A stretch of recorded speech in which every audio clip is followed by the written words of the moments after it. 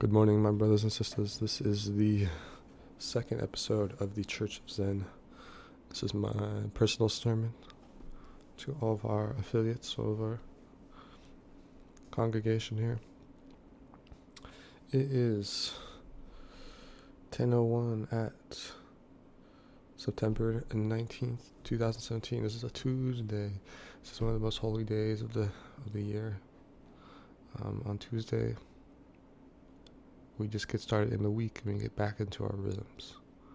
It's Monday, kind of a little iffy, but Tuesday, I think we're starting to run strong, powering towards that Friday, so we can keep our rhythms in check and keep our keep our vibes under control. I think we'll have a great week. The rest of the week, maybe a great year, maybe a great eternity. How about we try for that? A great eternity. So. Yes, last night I had a brother by the name of John. Brother John came to me.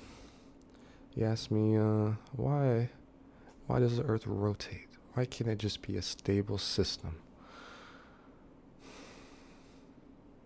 And I looked at John. He just a blue-collar worker. He just wanted some stability in his life. Why can't the earth just be stable?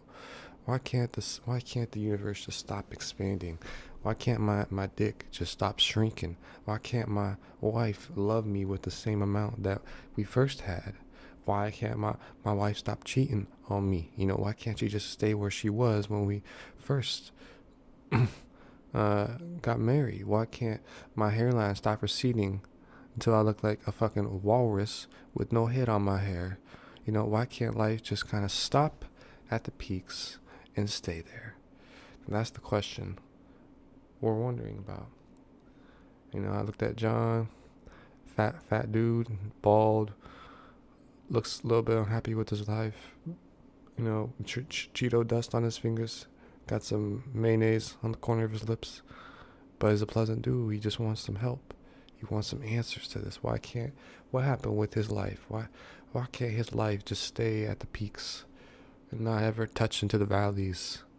That just seem endless. These valleys can go all the way to the depths of hell, and you might never come back from those depths, because by that time you're just so destroyed. Your ego, whatever you want to call your ego, your present moment, your thoughts are just so sadistic and negative. They turn suicidal, and then you may end up killing yourself. But that's a choice that you made. Please be very aware that what you focus on is your choice. And so we like to think that, these thoughts are just coming up, but really we're choosing to focus on them. They're not just thoughts. They're thoughts that we're choosing to put our attention towards. So when John has this dilemma where he finds an issue, that there's change. That's ultimately the issue. John does not like change. He wants everything to be perfect. He wants it to be stable, but in the way that he sees fit. You see that? He wants it to be stable, not in a negative,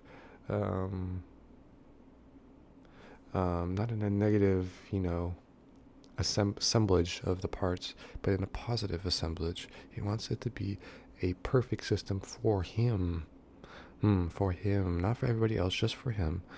Even if his wife is unhappy, loving him and having that same consistency, he wants her to remain with the outward appearance that she's loving. He just wants all the outward appearances to be perfect. He does not care about the inward workings of it all.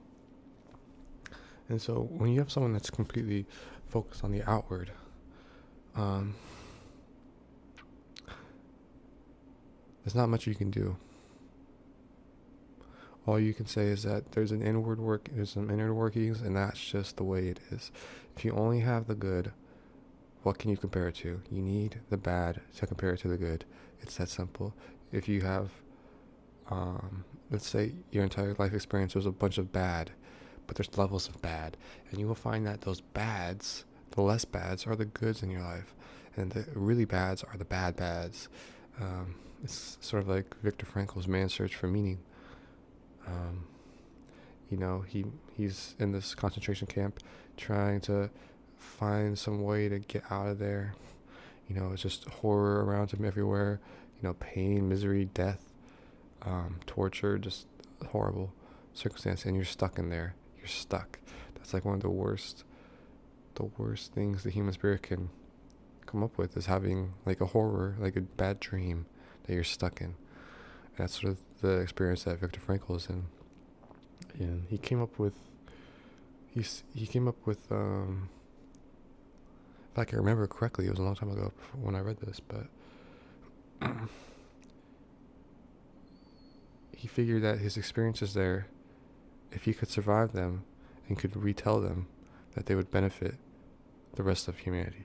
So he focused less on himself, but the meaning of that he was going to be the documentator, the historian of this event, the first-hand historian of this event, because for all he knows, everyone in that camp will die, and all the other camps will die. So there'll be no first-hand experiences of it, and all the history of it will be, modified. It would be told by the victors, by the Germans, because that's just how it works. If all the victims die, it'll be told by the victors. So he wanted to be one of these so-called victims that survived and became the victor, and Viktor Frankl wanted to tell the story. And so I forgot where I was going with this, but if you can focus on, if you can manage to find a way to focus on more positive aspects in your life, I think you will find life to be more enjoyable. It'll be better in every way. It'll just be better in every way. All right. So let's talk about something else here. So I had a brother named Disepicles. He came to me one day. He asked me, why is the sun green? And back in his day, the sun was green. This is during the Gothic times. There was a bunch of smog, and the sky was green. And he asked, why is the sky green? I would like it to be blue. I read in all these stories and books that I read, the sky is blue. How can I make the sky green?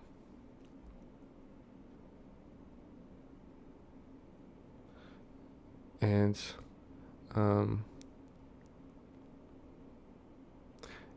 this was asked to one of our, ancestoric preachers back in the day, Church of Xen.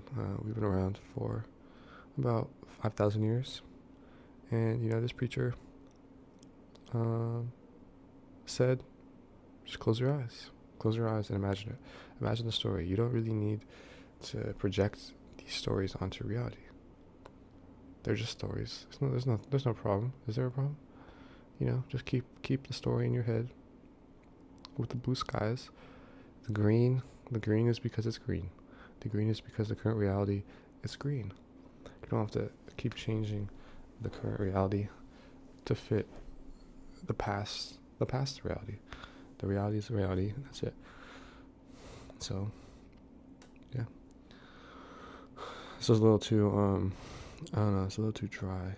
I feel like I have to talk quietly because these walls are thin as well. So, I don't know.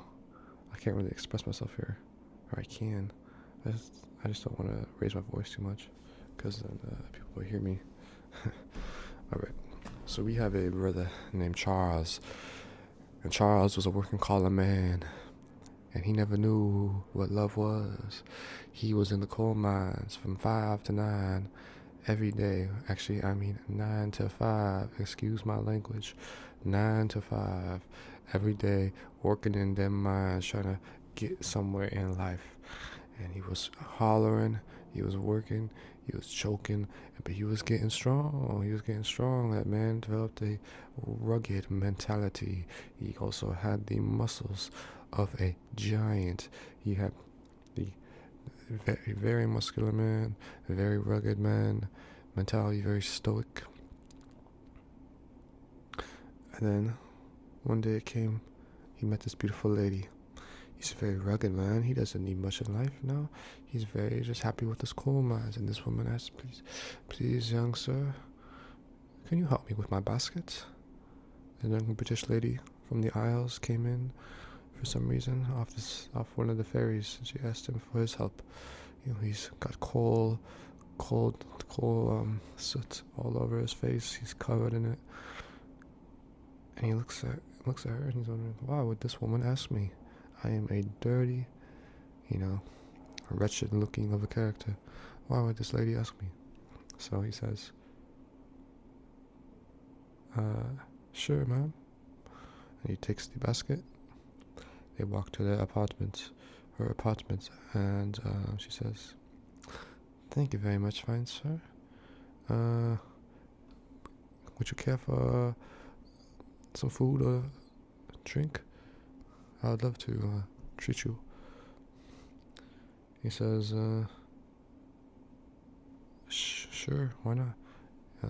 He came from a background where you never refuse any offerings of good faith, and so he accepted the offer. He went to this lady's apartment. It's covered in artwork everywhere. There's some Van Gogh. Now, obviously, these are reproductions, but there's Van Gogh everywhere. There is, some scholarly texts like Nietzsche, some phrases on the wall, quotes. There's pictures of like greats like Albert Einstein. And this man was like, what is all of this? What is this? I've never seen anybody have their walls covered in all this stuff. And he says, ma'am, what is all this on the walls? Why are your walls not whitewashed? And she says, I got tired of the whitewashed walls. It made me very drab and depressed, and I'd like to have some things that inspired me on the walls. I have some great artworks, some great literary works, and just lots of great works. I like being surrounded by greatness. And this man never thought about that. He never thought of it like that. He always thought the white is just the white. That's just how it is. If you want to express yourself, you do it in your living, not trying to put stuff on the living. He never really thought of art as valuable. He thought the living was the valuable part. Anyway, she got him some tea, and some coffee. Put them both side by side, and some like biscuits, and also a sandwich. Just a sandwich, basic sandwich. They started talking about their lives. She talked about her experiences in London and why she moved over here. She moved over here because she had an inheritance. Her uncle actually died in America, and he had a big estate, and she took it over. And the man talked about his work, all of, the tough days, but, the toughness, he said, he enjoyed it because it was tough. And he didn't really have much. It was sort of like what he did with his life, to count the hours and stuff like that. And, the woman brought out a piece of paper. And she brought out some brushes and some paint. And she said, please paint. So the man grabbed a brush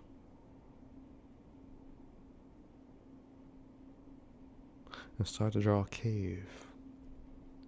Now, he had been in this cave so often that it was pretty much a visceral image. It was not something you just imagine and it comes in and out of existence like a thought or something. This was a very clear, crystal clear image. And this man, even though he had no artistic skills of merit, he drew that cave as if you could, lifelike qualities, as if you could step into that page, and you could walk into that cave. After about 15 minutes, you set the brushes down, and it was startlingly beautiful. The woman got up, took the paper,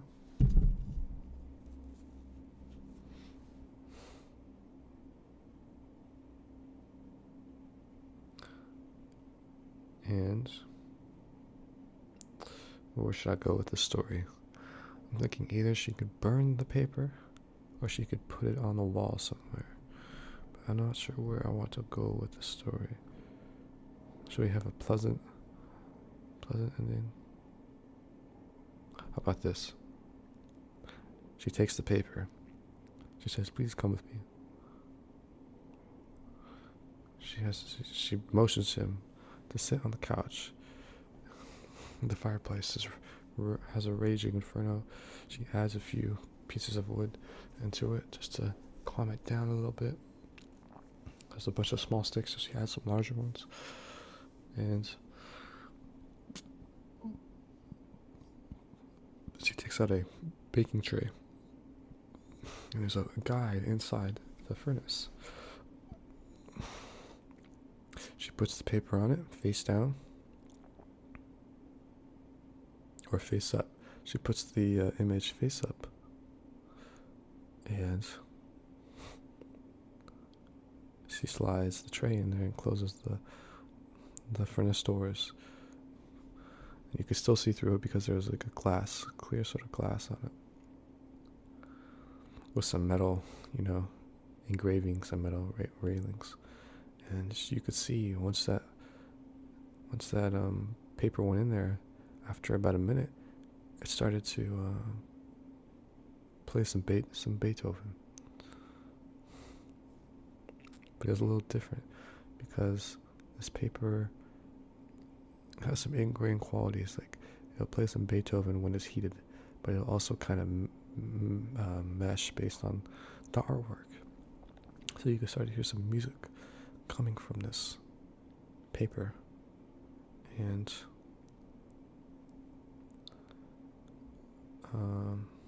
it also started to sculpt the image in 3D. So the mountains started to appear onto the in reality. The paper just boom spouted up in certain areas. The colors remained there and became slowly modeled the actual picture in 3D. And the music started to change, became more industrial, less elegant. As we're modeling the ruggedness of the scene. And this man had no idea what he was seeing. He thought this was, I don't know, maybe he took some drug or something.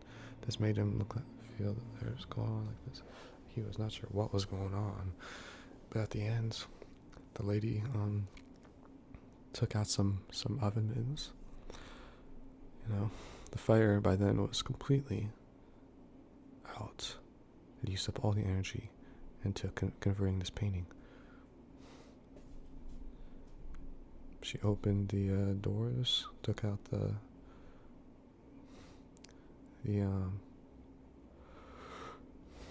tray, put it on the table in front of them. And you could see the most elaborate 3D artwork that anyone has ever seen. She looked at the man and said, "I have been waiting 30 years for someone to paint something like you just did today. No one has been able to do it.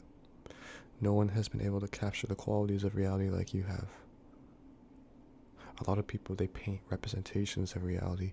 They imbue it with their own ideas. But you, my sir, have painted pure reality. And because you have painted pure reality, you have allowed the expression of the arts to become, the art to grow. You've allowed the art to grow and become strong and to represent itself in 3D, three dimensions. You are the only person I know who has this ability. If you wish, you can always feel free to come by my house and paint some more, and we can see what you come up with. So the man left the house, went back to his place of dwelling, and washed up and just took a nap. He was tired from the experiences. He doesn't really like to go out of routine, but this whole experience was just sort of like a shock to his system, and he wasn't really sure how to comprehend it all. So he took a nap, woke up the next day, did his routine, went out the door, to go to work. There's a little wooden carrying, like a wooden basket with some ribbon,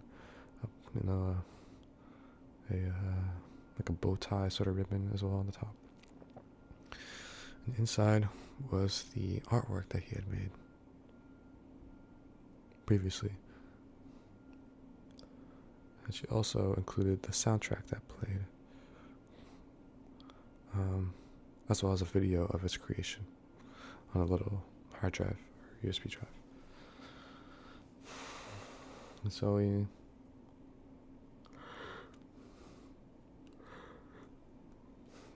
he brought it in, and he was just fascinated by it, because when he's in the presence of someone else's house, he sort of stands off. He just sort of like relaxes, doesn't really engage with everything that's going on. And so when he had this piece of art in his possession, he really began to look at it and see the depths of it. And there was a little light shining from inside the cave of the drawing. And there was a little figure, like his little figure. And what he did was, he took the figure, like a little Lego man, and he walked it towards the light. He was touching it with his right hands, and he raised the right hand of the figure towards the light. And when it touched the light, he was immediately teleported into the art, into the scene. And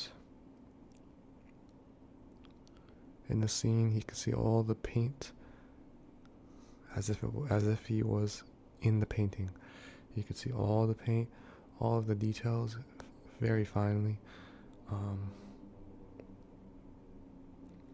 Now, it was a very clear painting, but it was also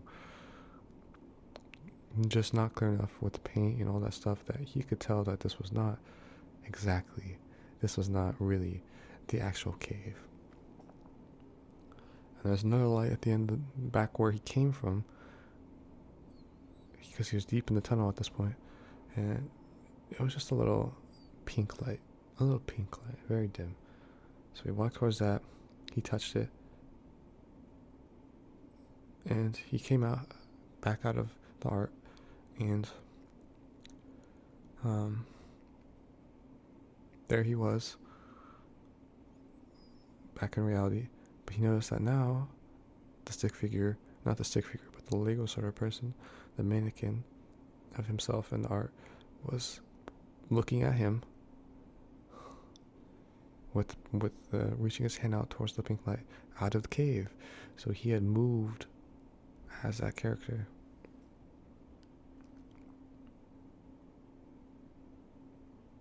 Alright, that's it.